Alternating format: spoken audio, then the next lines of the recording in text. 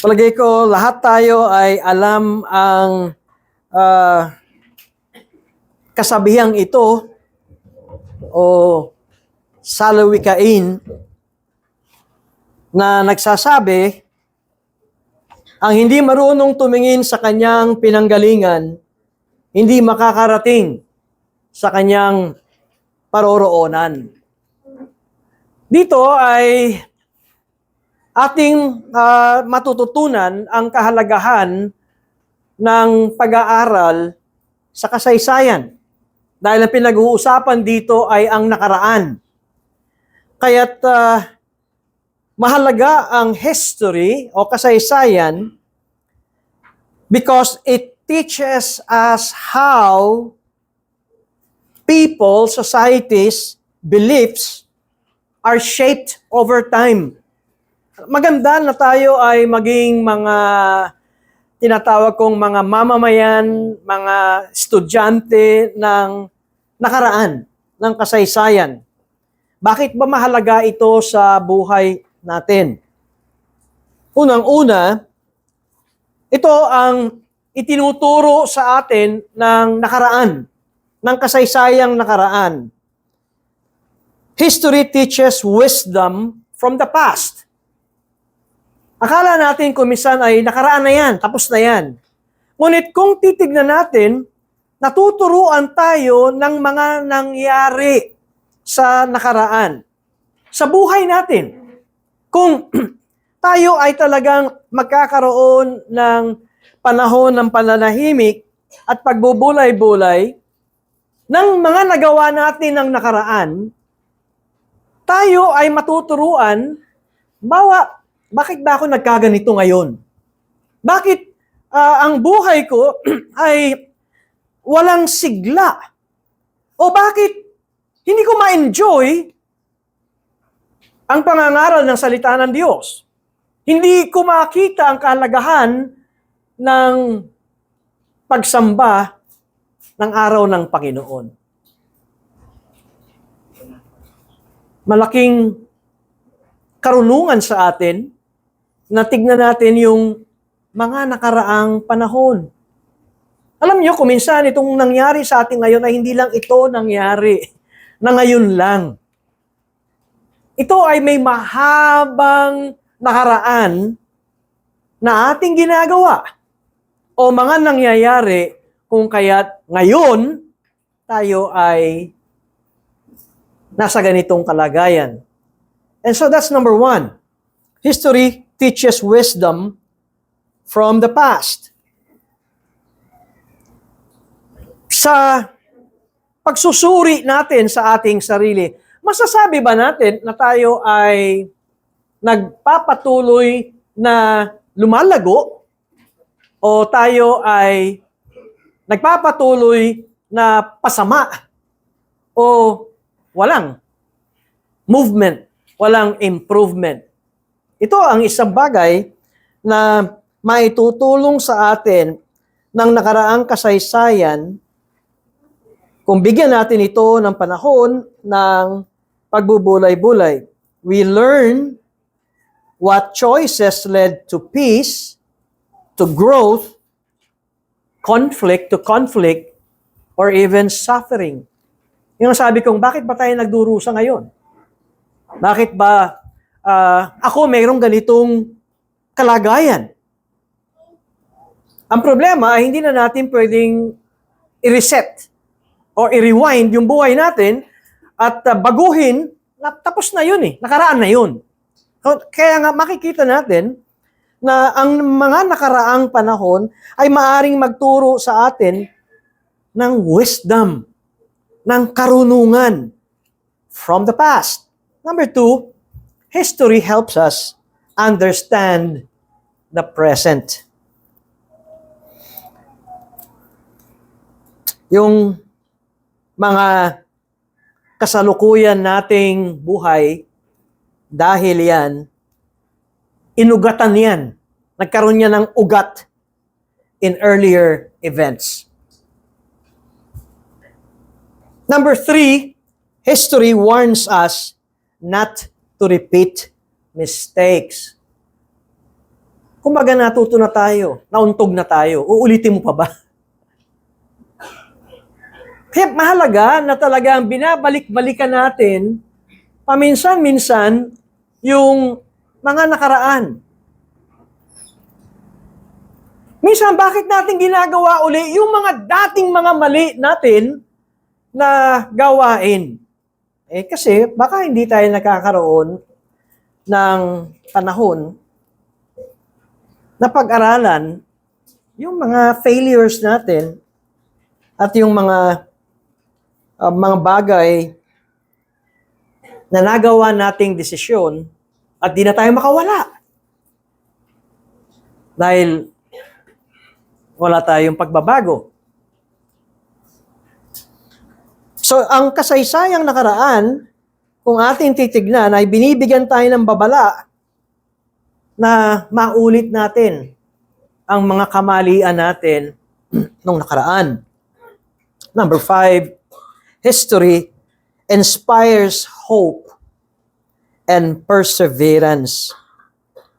Kapag nakakakita tayo ng mga kasama natin sa church, particularly na sa context ako ng mga mananampalataya, na maraming kinuha na sila ng Panginoon. Pero nakita natin ang buhay nila noong nakaraan na kahit na ano ang mangyari sa kanila, ang naging prioridad nila ay ang Diyos. At binabalik-balikan natin ang katapatan nila sa Diyos. O kaya maaring tayo. Kung minsan pagka tinitignan mo yung mga nakaraang panahon, parang kay bilis lang nung 10 taong nakaraan. At parang hindi totoo na yung ating pagdurusa nung 10 taong nakaraan at kung titignan ngayon ay hindi mabakas. Para bang pag kinikwento mo ay yung mga nakakakilala at nakakapakinig ng iyong kwento ay parang hindi naniniwala.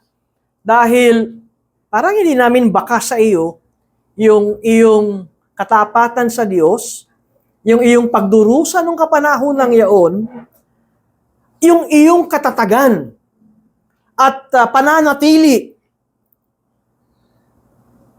Sapagkat, masasabi natin, hindi ako pinabayaan ng Diyos. And so, history helps us shape a better future. Masasabi mo sa iyong sarili, totoo ang Diyos. Masasabi mo sa ibang tao, hindi ako pinabayaan ng Diyos. Pero pinahintulutan ng Diyos na ako ay magdusa. Pinahintulutan ng Diyos na dumaan kami ng maraming problema. Pero ngayon, looking back, ay ang Diyos ay tapat. And so, sixthly, history teaches gratitude. Ang buhay mo ay hindi yung parang salubong yung kilay ngayon. Nakita kayo ng mga tao na kahit anong gawing retoke sa mukha, salubong pa rin ang kilay, nakasimangot pa rin.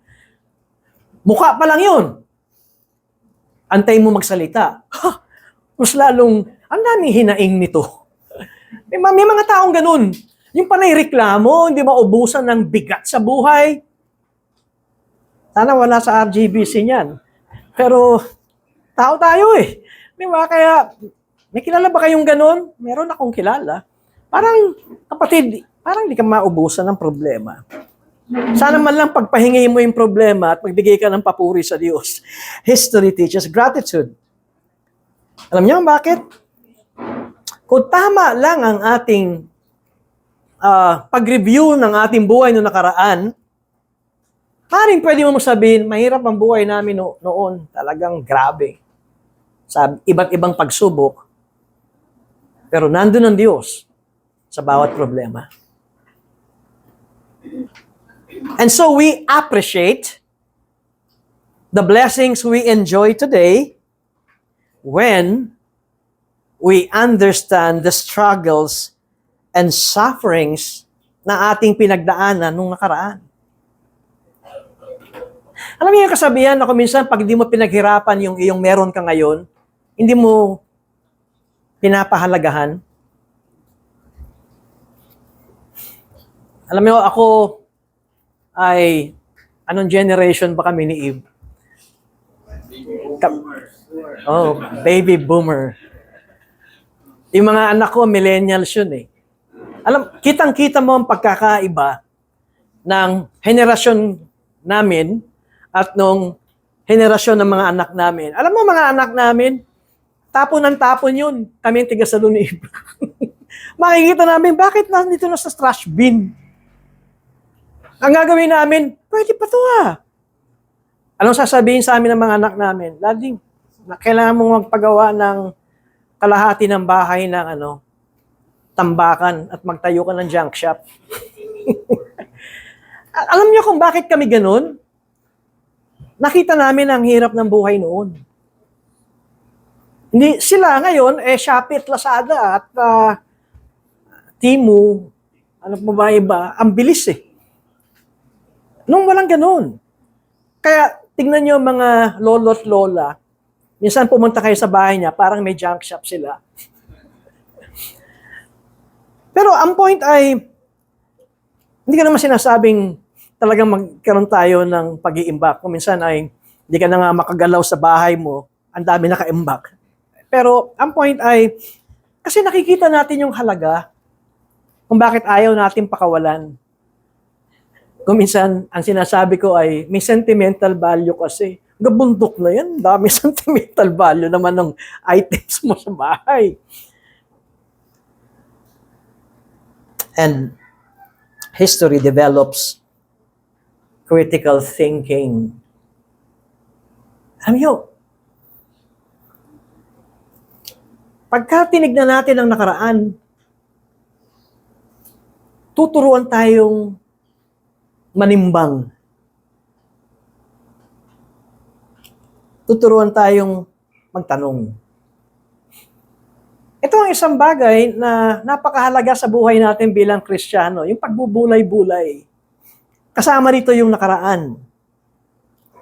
It teaches us to ask questions, examine evidence, compare perspectives. Halimbawa ito, anong buhay natin noong nakaraan? At anong buhay natin ngayon? Ano ang buhay natin nung naghahabol tayo sa pangmundo at kayamanan at material na bagay at ngayon ay napagkakatiwala natin ito sa Diyos? Anong buhay natin? Anong buhay natin o anong buhay ng mga tao noon? Marami silang pera pero parang bigat ng buhay nila. May mga tao tayo nakita, walang pera pero parang walang problema.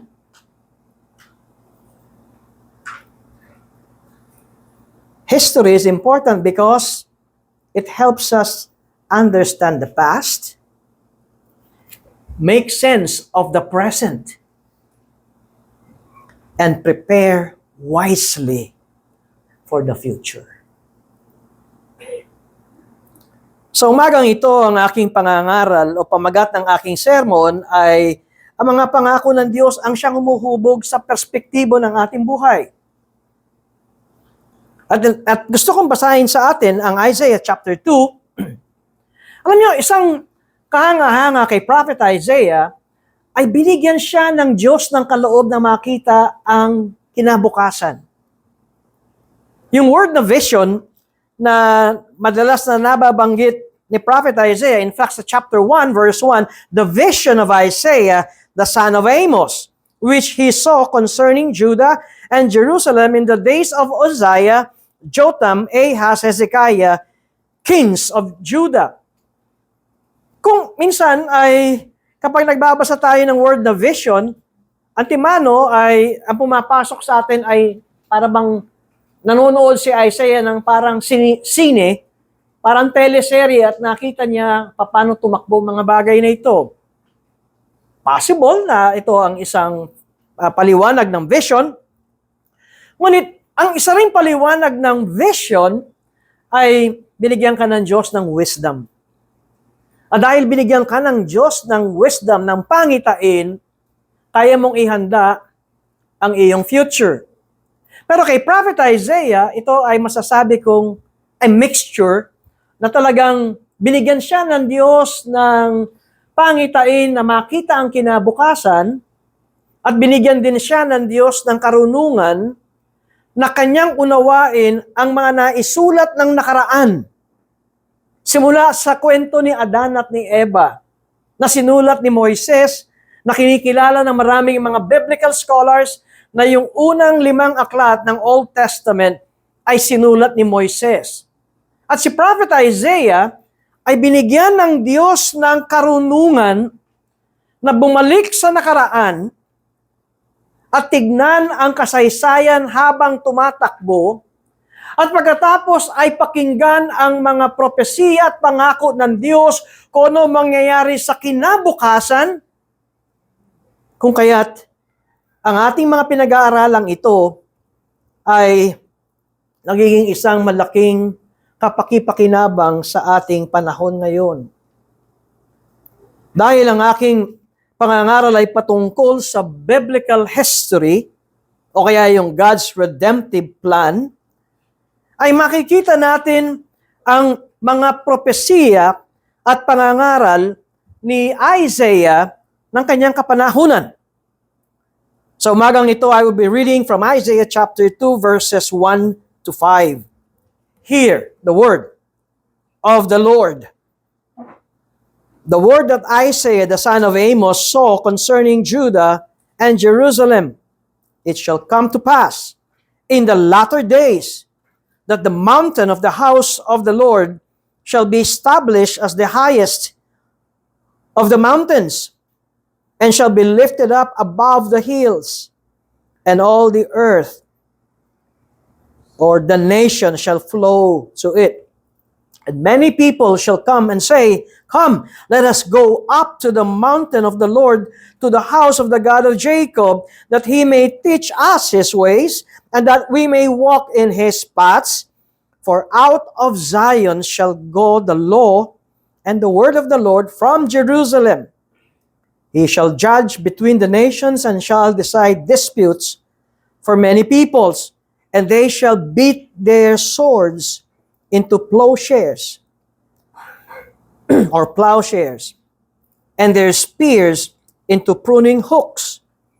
Nation shall not lift up sword against nation, neither shall they learn war anymore. O house of Jacob, come, let us walk in the light of the Lord.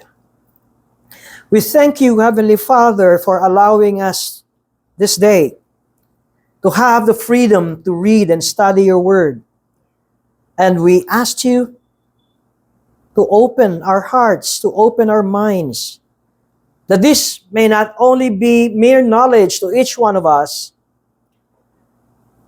but give us wisdom, godly fear, that would guide us and encourage us to obey your laws. In Christ's name, Amen. Alam niyo, ang totoong kagalakan ng tao, ang totoo, true happiness. True happiness is rooted in the promises of God. Ito talaga ang totoong kagalakan, nakaugat sa mga pangako ng Diyos. Dahil kung ito ay malalim na nakaugat at nakakapit sa pangako ng Diyos, it would transcend struggles. It would transcend problems and difficulties. Kahit gaano kabigat ang ating mga problema. Pag nababasa ko yung word na anchor, ang lagi ko naaalala ay yung barkong nakabagsak at nakabagsak yung kanyang anchor. Alimutan ko yung pangalan nito sa Tagalog. Oo. Bakit binabagsak yun? Para kahit gaano kalakas ang agos ng tubig o ng karagatan, lalo na 2 weeks ago, nalalagay sa headline ang rip current. Di ba? Yung ikaw ay nilalayo papunta sa laot ng current na ito. Pero kapag ka ikaw ay mayroong anchor, kahit gaano kalakas ang hatak ng current, ikaw ay nandoon sa iyong lugar. Kaya ang importante ay maging malalim ang ugat natin sa mga pangako ng Diyos. Bakit importante ito sa ating kapanahunan? Sapagkat ang ating isipan, ang ating kaluluwa, ang ating buong pagkatao ay laging nakatuon sa tinatawag nating eternal hope. At ito ang gusto kong maipangaral sa ating kalagitnaan. Sa halip na ang tinitignan natin ay yung kasalukuyan nating pinagdadaanan. Hindi ko sinasabing walang problema kapag ikaw ay Kristiyano. Maraming problema kapag ikaw ay Kristiyano. Pero sa halip na ang ating tinitignan ay itong kasalukuyan nating kalagayan, we ought to redirect our joy to the future reality God has secured. Alam niyo kung bakit? Ulitin ko. Sa halip na yung ang tinitignan natin ay yung problema ngayon. Kahapon ay birthday ng aming apo, 7 years old, at nag-celebrate siya doon sa go-kart sa Santa Lucia. At in-expect niya na siya ay birthday boy, na yung kanyang ikot sa go-kart ay unlimited. Pero siya ay birthday boy. Hindi naman alam ng mga nagmamanage na siya yung birthday boy. Ang dami niya mga classmates at kaibigan na nakapila na. So ang feeling niya ay kailangan darating ako yung si birthday boy, ako yung mauna. Tapos ang training, ang steps doon ay bago ka mag-go-kart, ay uupo ka muna sa instruction room, tuturo sa'yo paano mag-navigate at dapat naka-helmet. Ay ayaw niya na noon. Alam na niya yun, dati pa, kasi nakalaro na siya. Gusto niya tuloy-tuloy at pinipigilan siya.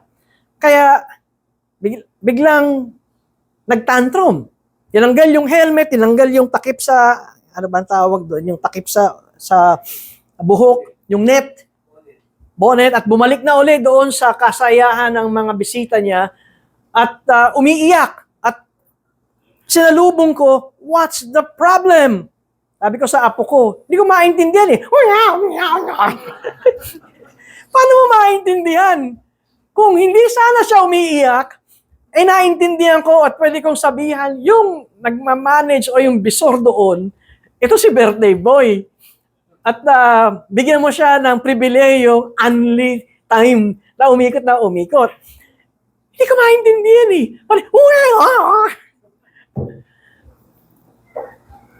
Kami sa marami sa atin na dahil sa ang dami nating problema sa buhay, hindi natin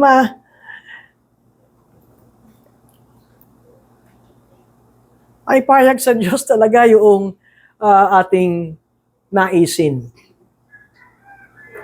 Tayo mga kapatid, bilang mga anak ng Diyos, we need to redirect our joy sa future na mga realidad na binigyan na ng kasiguruhan ng Diyos. Alam niyo bakit? Because magdurusa tayo. Habang may hininga, mayroon tayong suffering in this world. Sinabi naman ito ng Panginoon, in this world, you will have troubles. Hindi sinasabing in this world, hindi ka dadaan ng problema. Pero, if we will learn to direct our joy to the future reality God has secured, kahit na tayo ay may pagdurusa, this will end. Ang ibig kong sabihin, nandyan ang pagdurusa, and yet hindi ito ang huhubog ng ating mga buhay. And this is where the glory of God reigns in our hearts. Kaya bilang mga mananampalataya, let divine promises shape our perspective. Hindi ang takot, hindi ang pag-aalinlangan,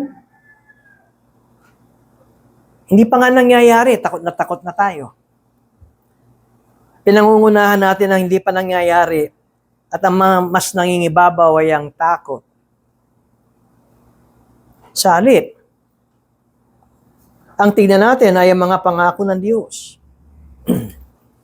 At nawa ito ang humubog ng ating buhay ngayon habang tinitignan natin ang mga pangako ng Diyos sa kinabukasan. Well, let's just have a quick review or rundown dito sa verses 1 to 5 ni Isaiah. Mapapansin ninyo ang chapter 2 ay malaking pagkakaiba sa chapter 1.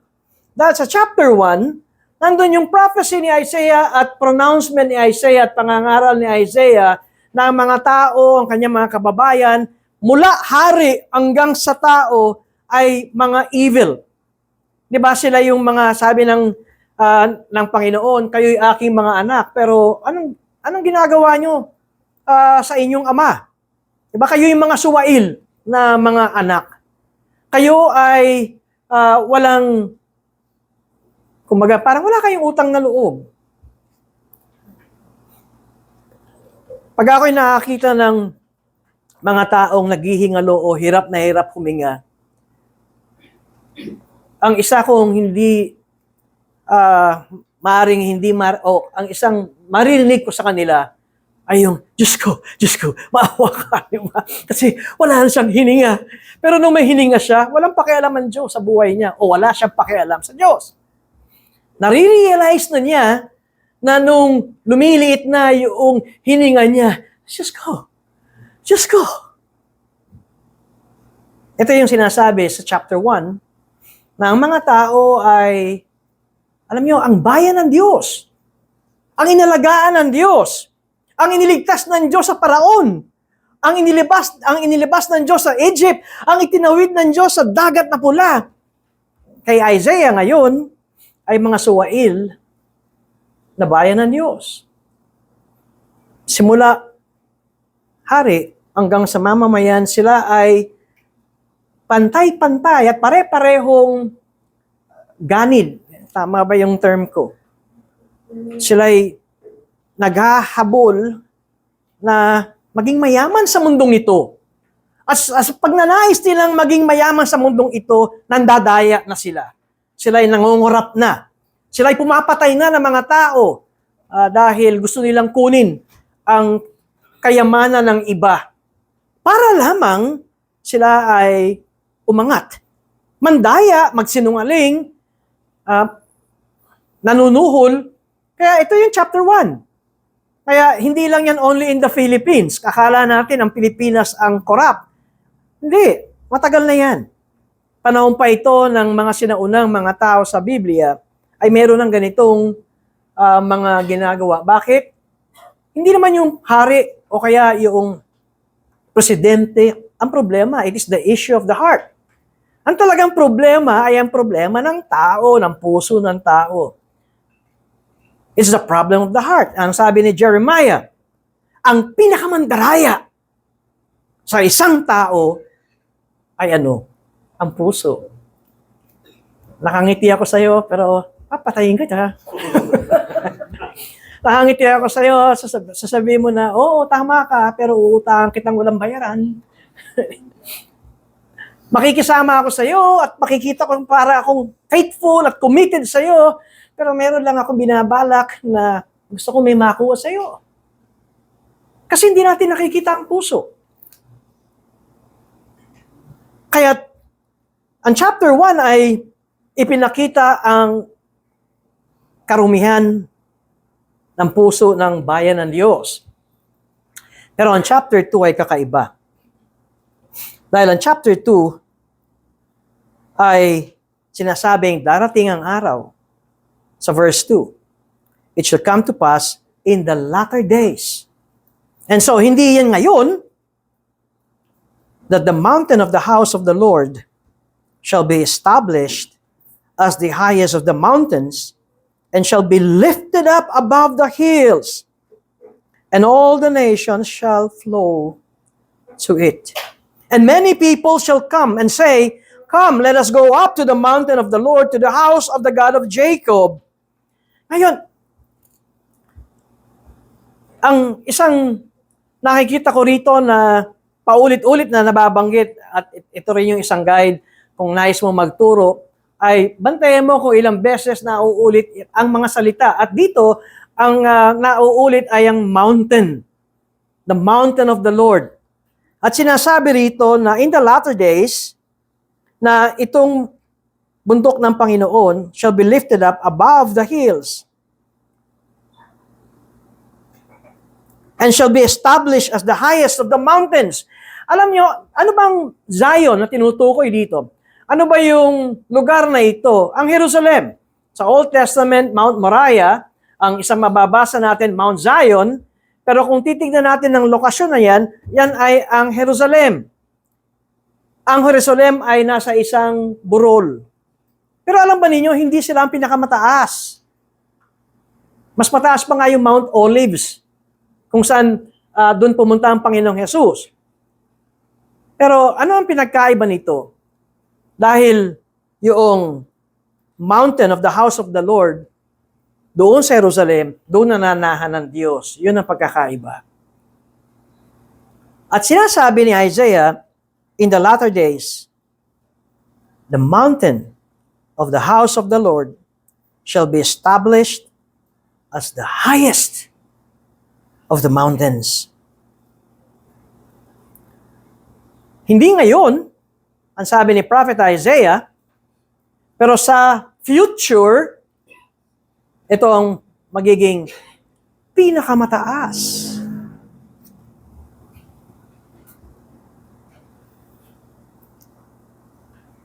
At sinabi ni Prophet Isaiah, many people shall come and say, all nations shall flow to it. And many people shall come and say, Come, let us go up to the mountain of the Lord in the house of the God of Jacob. Ang isang version na nakita ko dito, nang sinabing doon sa may verse 2 ng latter part, and all the nations shall flow to it, and all the nations shall stream to it. Alam naman natin kung kayo ay sanay sa mga ilog at takbo ng tubig, pag nabanggit ang daloy, flow o stream, yan ay pababa. Coming from the top, going to lower areas. Wala kang makikitang stream na pasalungat. Hindi yung katulad ng mga salmon. Nung ako'y nakakita talaga ng totoong kung paano ang salmon against the tide, nung sinama ako ng aking brother-in-law mag-salmon fishing, abay, oo nga.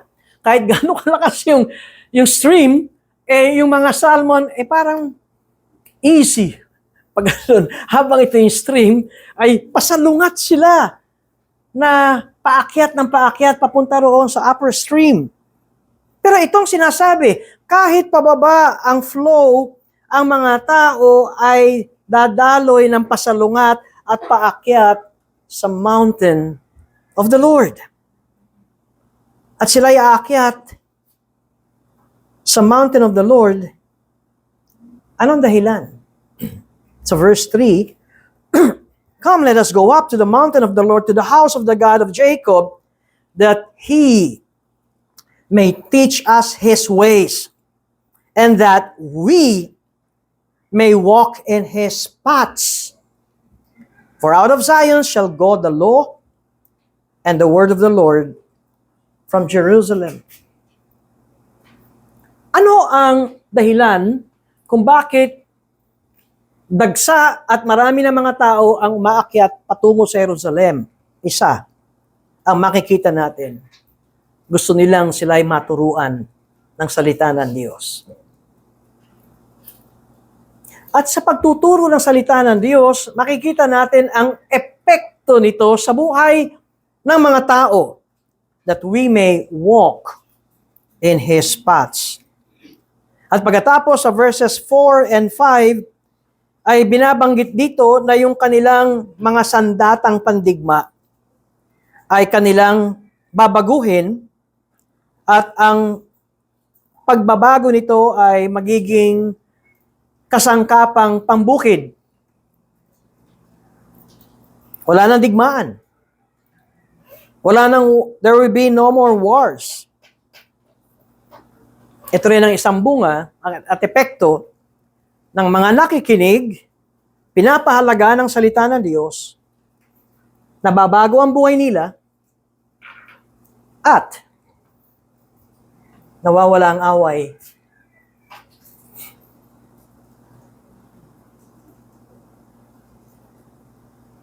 At itong bundok na to ang dapat na binibigyan natin ng importansya bilang mga mananampalataya.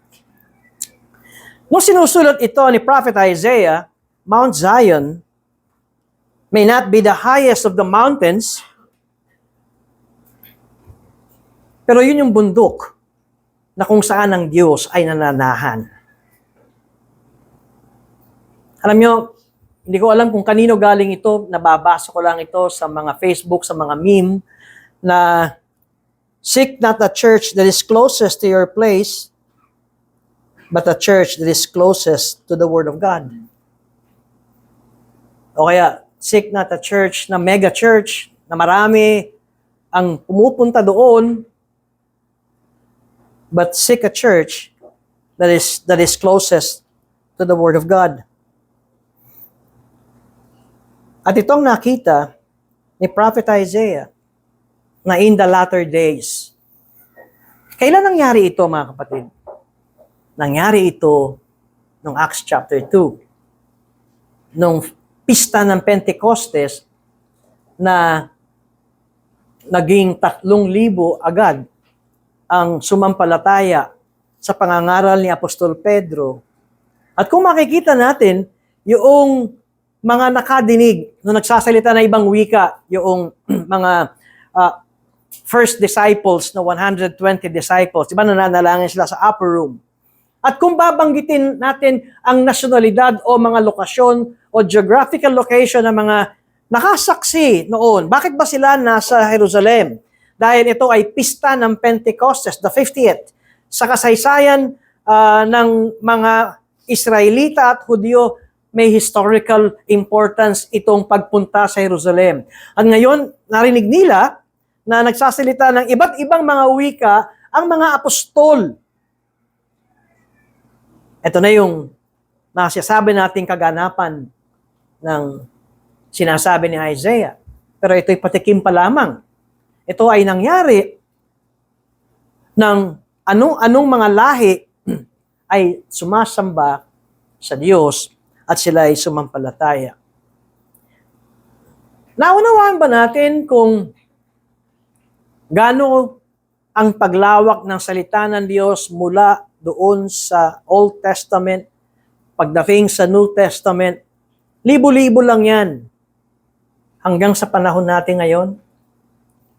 Ngayon, ang salita ng Diyos ay nasa 4 na sulok na ng mundo. Katunayan, sabi nila, pag pumunta ka raw sa National Bookstore at tanongin mo, ano pa rin ang pinakamabentang aklat? Bible pa rin ang sinasabi nila. Ngayon, may libreng Bible na sa apps. O maaaring siguro tanongin natin yung nagmamanage ng mga apps sa ating cellphone, sa ating laptop, sa ating pads. Baka ang most na download ay ang Bible pa rin. Ako, nagulat ako. Makita nyo, millions. Pag nagda-download, naghahanap kayo ng version, milyon ang nada-download.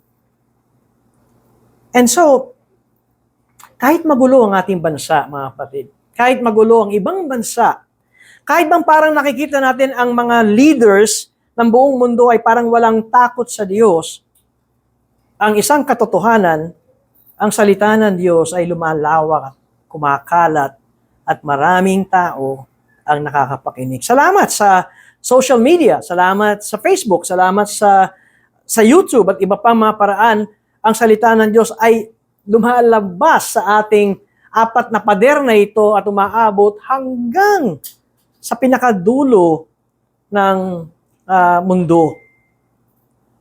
At yan ay nagiging katotohanan ng sinabi ito ni Prophet Isaiah.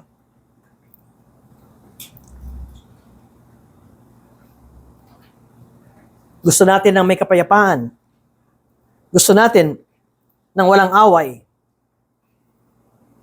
Pero meron tayong isang tungkulin na tayo ay maging instrumento ng Panginoon na maipangaral ang mabuting balita. And so we must not lose sight of the universal character of the biblical faith. Simula ng Genesis, ang ibinigay ng Diyos na mandato kay Adan at kay Eva, punuin nyo. Diba? Go and multiply and subdue the earth. Magpakarami kayo at punuin nyo ang mundong ito ng inyong lahi bago pa sila magkasala.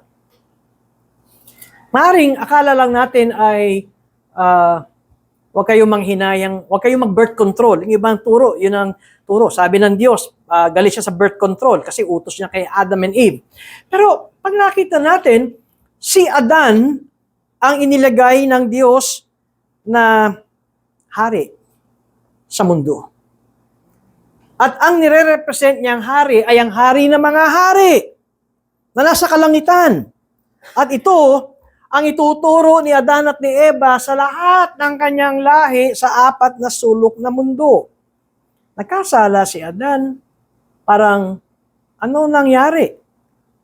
Nalunod ang buong tao, nagligtas ng kaunting tao, anong nangyari?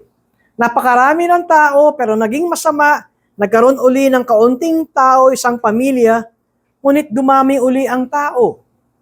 At pagkatapos, ay nagkaisa nga sila, ayaw nila maghiwa-hiwalay, at pagdating doon sa gumawa sila ng tore, yung tore ni Babel, at hiwa-hiwalay sila ng Panginoon. Pag nakikita natin ang kasaysayan, ang isang bagay na nais ituro ng Panginoon sa atin ngayon, ay hindi lamang tayo pang-apat na pader na ito.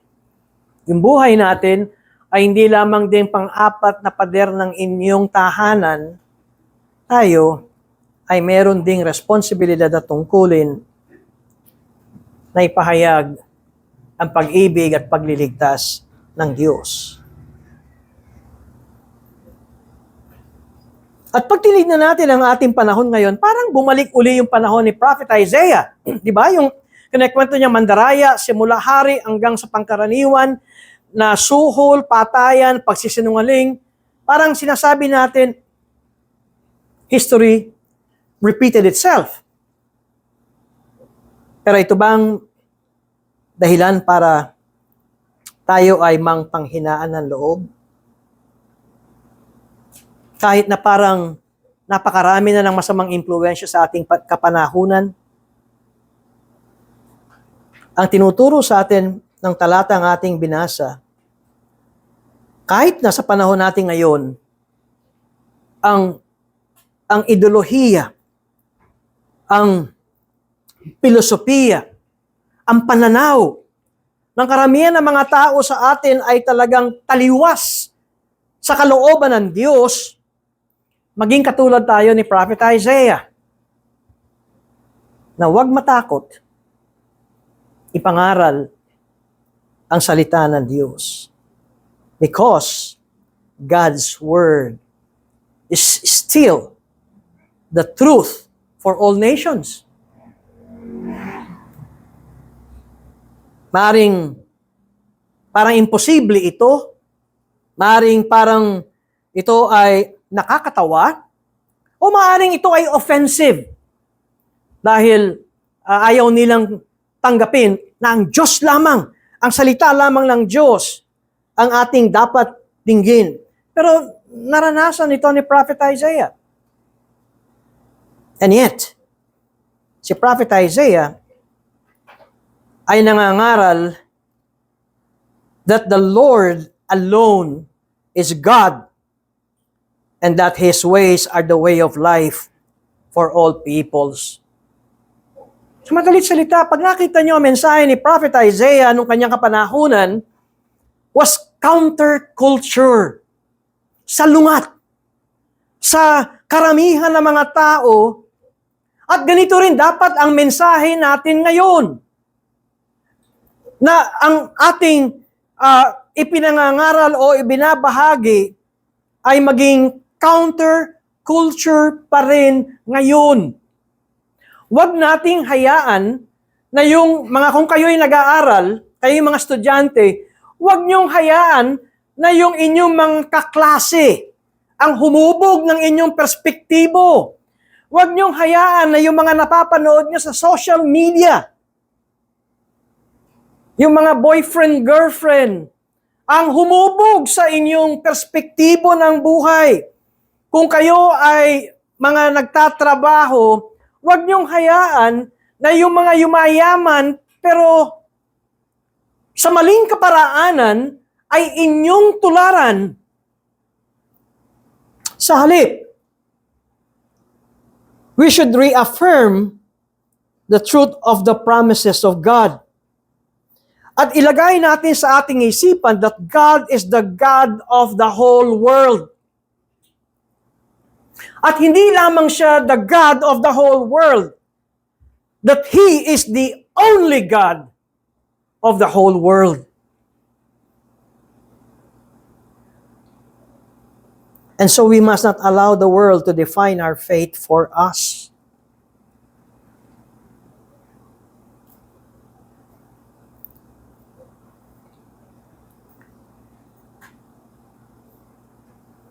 Kung gagawa tayo ng desisyon,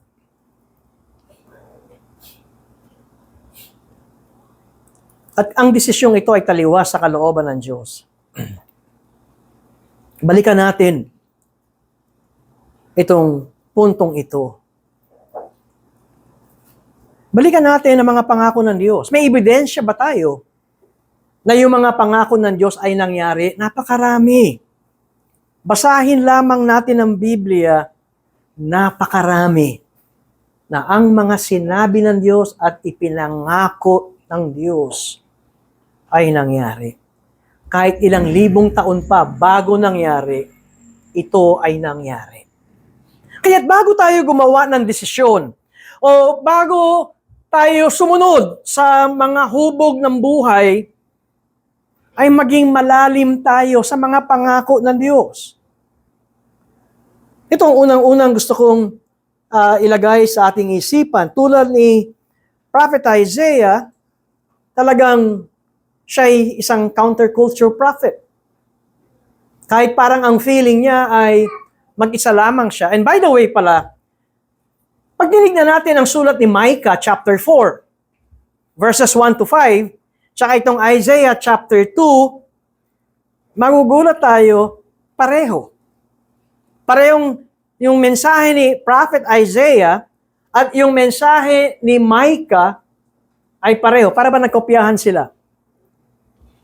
Pero alam nyo ba, si Isaiah, ang kanyang ministeryo ay sa mga hari ng Hudyo o hari ng Huda at sa mga tao sa Jerusalem. Si Micah, ang kanyang ministeryo ay para sa Northern Israel. Di ba natandaan nyo, nahati ang 12 tribo, yung 10 ay ang naging Northern Israel. Si Micah, ang kanyang naging ministeryo ay sa parting Samaria. Si Isaiah ay sa Jerusalem at sa mga hari ng Huda.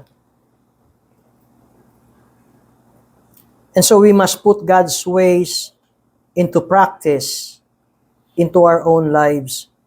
Mga kapatid, salamat at kailangan nating ipangaral ang salita ng Diyos.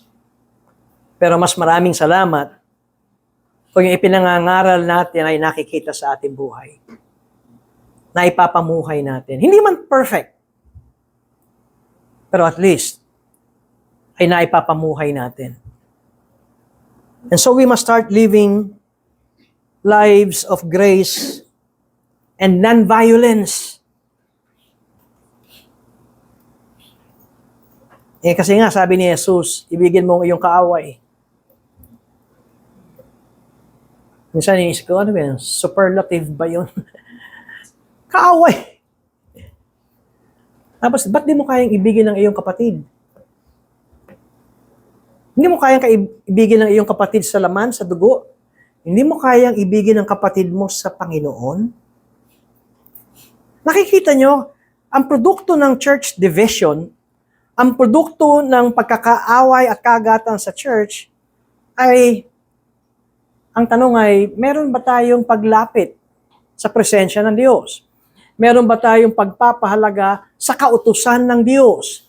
Meron ba tayong pagmamahal sa salita ng Diyos?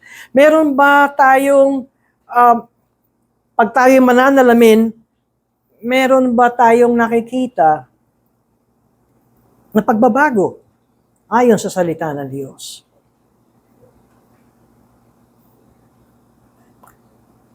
Maaaring hindi natin nakita na parang merong missionary message sa Isaiah. Pero, ito si Isaiah. At hindi lamang si Isaiah, dala-dala ng bawat mga Hudyo ang kwento. Alam nyo, kahit kwento. Pero ang kwentong yun ang naitataas ay ang katapatan ng Diyos, ang kapangyarihan ng Diyos, na ang Diyos ni Abraham, Isaac, Jacob, ang totoong Diyos.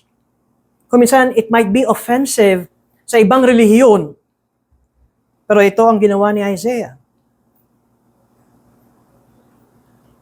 At alam nyo, dapat matuto tayo mga kapatid na matutunan natin patayin ang pagiging mga mukhang pera. Alam niyo, ibig ko sabihin mukhang pera, mukhang panlupa. Pera ang mahalaga sa buhay. Pipiliin ang pera kaysa sa pangako ng Diyos. Kasi yung pangako ng Diyos, spiritual, di makita. O kaya sabihin, yung pangako ng Diyos, pastor, sa pagbalik pa ng Panginoon, yung pera ngayon yan eh. Pero pera, na sa maling kaparaanan, ay hindi dapat natin ipagpalit sa salita ng Diyos. And so we must give up. Hindi pera, na lahat ng pera ay ating tatalikuran, hindi ka makakabili ng bigas kung wala kang pera. Hindi ka makakabili sa palengke at sa grocery kung wala kang pera. Kailangan natin na magtrabaho, kailangan natin ng pera. Pero kapag ang laman ng isip natin, paano magkapera? At sa maling kaparaanan, at ipagpapalit natin sa kautusan ng Diyos. Ito ang mga bagay na dapat nating putulin. Ito ang mga bagay na matuto tayong unti-unting gupitin sa isipan at puso natin. Pera. Ipagpapalit ko ang Panginoon sa pera. Alam niyo, minsan pwede tayong maging spiritual sa prayer, pero ang prayer mo, Panginoon, Panginoon, Panginoon, panay penge. Napansin ba ninyo ang mga Israelita at ang kwento sa Matandang Tipan kung paano sila pumunta sa bundok ng Diyos? Bundok, ibig sabihin, mahirap. Bundok, ibig sabihin, papawisan ka. Bundok, ibig sabihin, ay talagang meron kang dedikasyon para umakyat sa bundok ng Panginoon. Sa Matandang Tipan. Ito ang tatanungin ko sa bawat isa sa atin. Kamusta ang dedikasyon natin sa Diyos. Itong sinasabi ni Propeta Isaiah, kaya sila umaakyat sa bundok ng Panginoon, hindi para swertehin. Alam niyo, minsan ang ibang konsepto nila, kaya kami namalas kasi di ka na nag-church. Na-i-connecta yung kamalasan sa church. Pag tinignan natin ang scripture, ayon kay Isaiah, kaya sila umaakyat sa bundok ng Panginoon is that God may teach us His ways. And that we may walk in His paths. Because sa bundok ng Panginoon, nandoon ang salita ng Panginoon mula sa Jerusalem. And that is the reason kung bakit salungat ang kanilang pag-akyat. Salungat kasi mahirap. Upang matuto sila ng salita ng Diyos.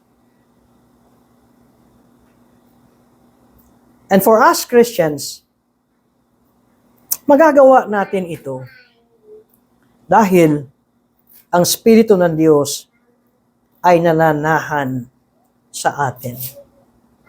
Ang sinabi ni Pablo sa mga taga-Korintong, punong-puno ng gulo. Mga Corinthian believers na nakikitaan pa rin sila ng makalaman ng mga pamumuhay. Ano sinabi ni Pablo? Hindi ba ninyo alam na kayo ay templo ng Diyos at nananahan sa inyo ang Diyos? Perspektibo ng kasalukuyang kalagayan. You are the temple of God. God is residing in your midst. At kayo'y mga anak ng Diyos. Kung kaya't, maaari niyo siyang tawaging Ama. Muli sa isang meme, nabasa ko na kapag kayo'y nananalangin at tinatawag nyo ang Diyos ng Panginoon, ang sinasabi nyo, ikaw ay lingkod. Tama ba? Ikaw ay nasa ilalim. Siya ang masusunod, ako ay iyong alipin. Kapag ka tinawag mong siya, ang Diyos, ang iyong hari, ganun din. Siya ang makapangyarihan, tayo ay subjects ng hari, kung anong kalooban ng hari ay ating susundin. Wala namang problema doon. Tama naman, God is our King. God is our Lord. Pero meron tinuro sa atin si Jesus, when you pray, call Him your Father. Sa mayroong kulang sa pagkaunawa, parang sobra ka naman. Tama na yung tawagin mo ang Diyos na iyong Panginoon, ang Diyos na iyong hari, pero huwag mong tatawagin na siya ang iyong Ama. Dahil parang nag-overreach ka na niyan. Pero yun ang sabi sa Bible. Kapag ka ikaw ay nananalangin, tawagin mo siyang Ama ko. Palagay ko naman, lahat tayo ay may ama. Palagay ko naman, kung gagamit ako ng ilustrasyon ng panlupa, pagising mo sa umaga, paglabas mo sa kwarto, maaaring nakita mo yung tatay mo na umiinom ng kape at nagbabasa ng dyaryo, at pwede mong sabihin sa iyong tatay, "Tay, good morning." Masama ba yun? Hindi. Dahil ikaw ay totoong anak at siya ay iyong totoong ama. May problema tayo. Mabigat yung ating mga pinagdadaanan. Kapag tayo nananalangin, nababanggit at nabibigkas ba natin, Ama ko, tulungan mo ako. Ama ko, mahina ako. Ama ko, iligtas mo ako. Manalangin po tayo. Marami pong salamat, Panginoon, sa umagang ito ng aming pong pakikinig ng inyong salita. Nawa ang sermong aming narinig ay lalong nakapagbigay ng katatagan sa aming pong pananampalataya sa inyong mga pangako. Kapayapaan sa panahon ng kaguluhan, sapagkat kami mga anak ng Diyos at kayo ang aming Ama. At higit sa lahat, gaano man ang aming kasalukuyang pinagdadaanan, meron ng kasiguruhan ang kinabukasan ng buhay ng inyong mga anak. Nawa, huwag kaming masilaw sa mga panandalian na tila mga blessing na ibinibigay o dumadating o kumakatok sa aming pintuan ng pagkakataon, pero nailalayo naman kami sa inyo. Bigyan nyo kami, Panginoon, ng wisdom at bigyan nyo kami ng discernment sa mga desisyon na aming ginagawa o gagawin na mga bagay na makapagbibigay ng kagalakan sa inyo o para lamang sa aming sariling kapakanan na malayo sa inyong kalooban. Bigyan nyo kami ng wisdom, Panginoon. Bigyan nyo kami ng puso na gumawa ng desisyon kahit mahirap, kuminsan kahit masakit. Ngunit, kalooban nyo ang aming naisin. Ito po ang aming dalangin, Ama, sa ngalan ni Jesus. Amen.